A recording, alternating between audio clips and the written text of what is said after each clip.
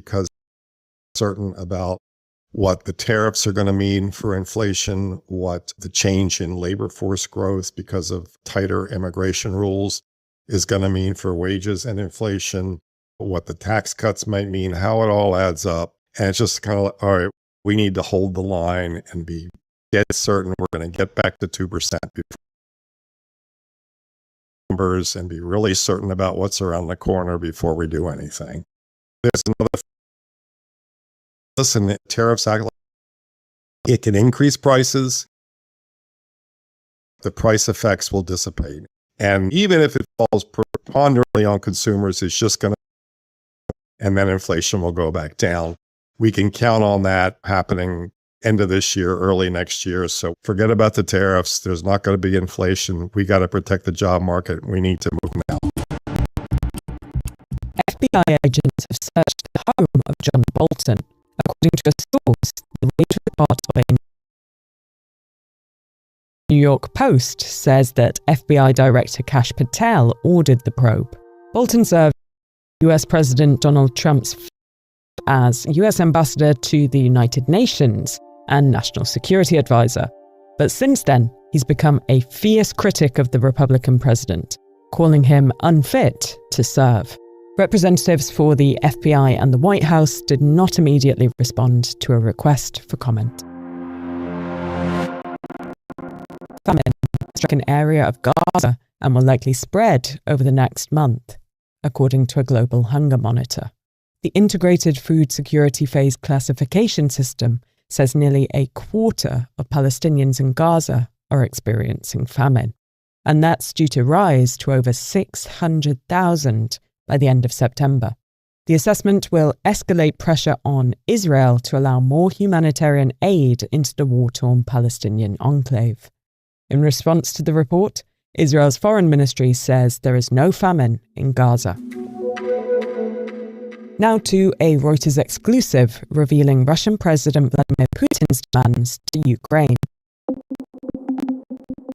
Sources close to the Kremlin say that Putin is calling for Kiev to give up the Donbass, drop its NATO ambitions, and keep Western troops from its soil. The Russian president reportedly pitched a deal to US President Donald Trump during their Alaska summit, offering to freeze front lines elsewhere. Ukraine's President Volodymyr Zelensky has called the eastern Donbass region a fortress holding back deeper Russian advances. He's repeatedly rejected any deal that gives up internationally recognized land. Russia controls a fifth of Ukraine at the moment, an area the size of Ohio.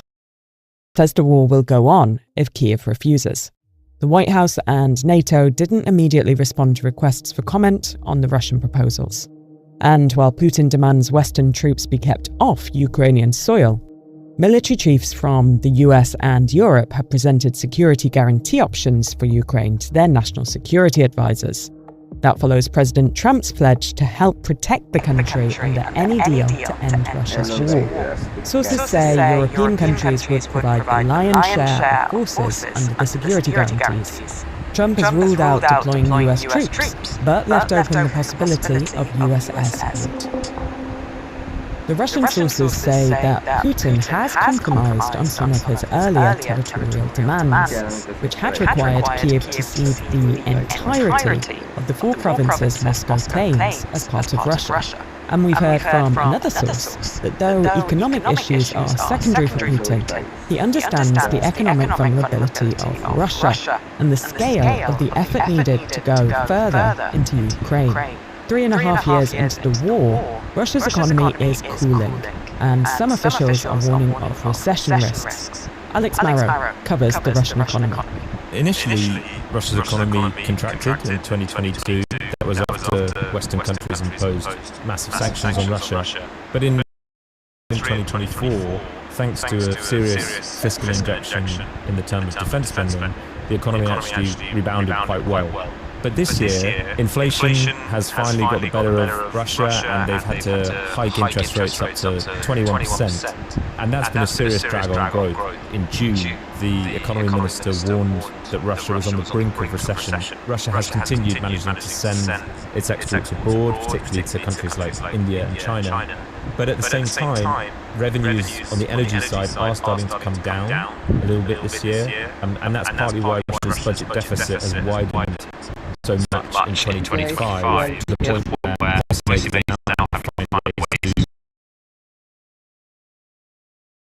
to either cut spending in other areas or raise taxes. And while peace efforts continue, there's been a breakthrough in one episode that sharpened tensions between Russia and the West.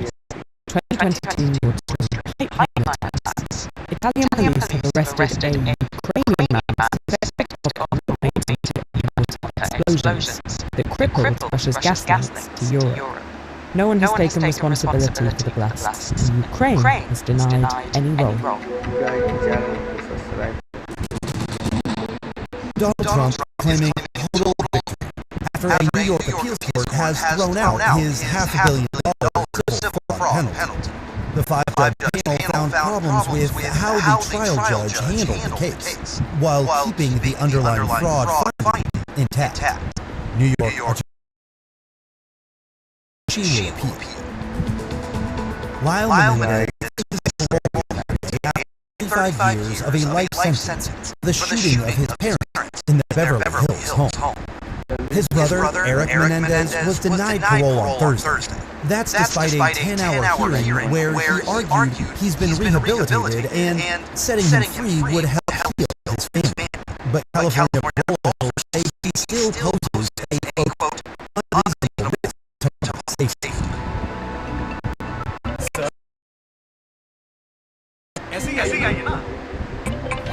Son, meet my family.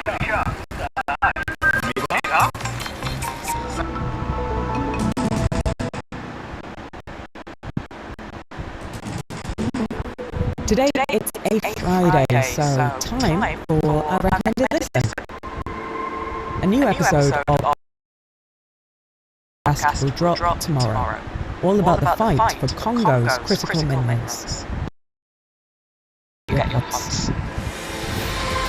For more on any of the stories from today, check out Reuters.com or the Reuters app. Don't forget to follow us on your favorite podcast player. If you're listening on a smart speaker, just ask for the latest news from Reuters 7 days a week. We'll be back tomorrow with our daily headline show.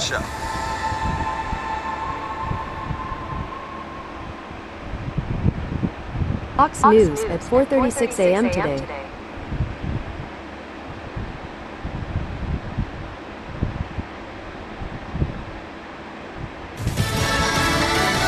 Hundreds of pages released. I'm Lisa Lacera, Fox News. The Justice Department has released transcripts and audio recordings of interviews with Jeffrey Epstein associate Ghislaine Maxwell, serving time in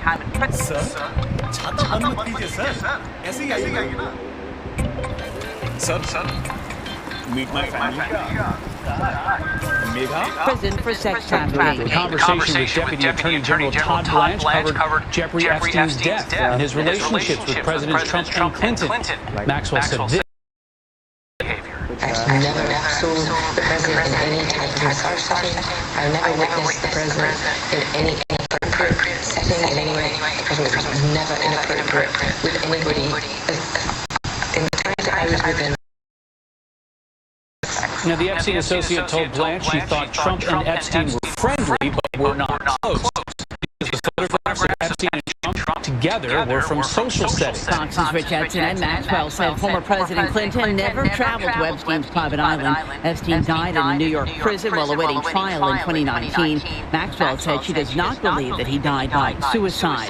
The Department of Homeland Security and Immigration and Customs Enforcement have notified the lawyer for Kilmar Abrego Garcia, the man wrongly deported to El Salvador, that they may remove him to Uganda no less than 72 hours from now. Uganda recently cut a deal with the U.S. to accept third-party deportations, and ICE is ordering Abrego Garcia to check in at their office in Baltimore on Monday. President Trump has announced the U.S. government has entered into a partnership with Silicon Valley pioneer Intel. Earlier this month, President Trump was demanding that Intel's CEO resign and be allowed to Chinese business side and highly conflicted forward to today. President Trump says that Intel has given the United States a 10% stake in the company worth $10 billion. Fox is Fox News.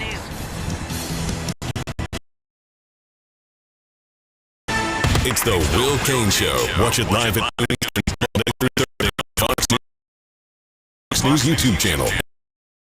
Get the podcast 5 days a week at foxnewspodcasts.com or wherever you download your favorite podcasts. The FBI has searched the Maryland home in Washington, D.C. National Security Advisor John Bolton as part of an investigation into the handling of classified information. The Republican National Committee has a new chair as Bolton leaves to run for Senate in North Carolina. Republican National Committee members elected a new chair at their annual meeting this year held in Georgia. Outgoing Chairman Michael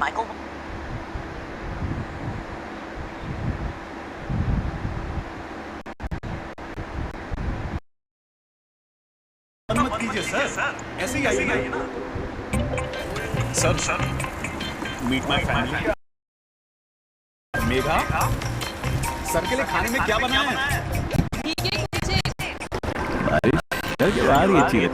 इसीलिए घर बनवाते वक्त लगवाएं अंबुजा कवच, मजबूती जो पानी को भी रोके। Watley called for the voice vote. The ayes have it, and Joe Gruters is elected as the chairman of the Republican National Committee. Gruters has been a Florida State Senator, RNC committee member, and the committee's treasurer. He was picked to lead. Sir, छाता बंद मत कीजिए sir, ऐसे ही आइए ना। Sir, meet my family. Megha, sir के लिए खाने में क्या बनाया है? The RNC by President Trump. Today is not about one person, it is about our mission. The midterms are ahead where we must expand our majority in the House and the Senate and continue electing Republicans nationwide. He takes over at a time when the RNC has $84 million on hand, while the Democratic National Committee has just about $15 million. Jessica Rosenthal, Fox News. The Sphere will be giving viewers a fresh look at a classic movie. Sphere is over the rainbow and into a new cinematic experience, The Wizard of Oz. Like you've never seen it before, the classic film.